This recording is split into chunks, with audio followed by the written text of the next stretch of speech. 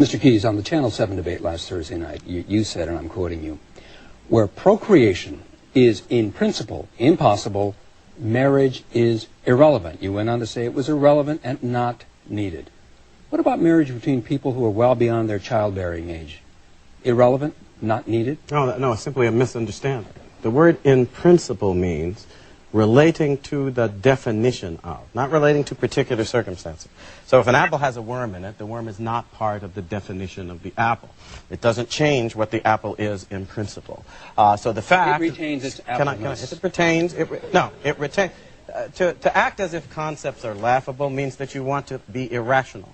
Human beings reason... You said it was irrelevant and not needed. Human beings reason by means of concepts and definition. We also make laws by means of definitions. And if you don't know how to operate with respect for those definitions, you can't make the law. An individual who is impotent or another who is infertile does not change the definition of marriage in principle. Because between a man and a woman, in principle, procreation is always possible. And it is that possibility which gave rise to the institution of marriage in the first place.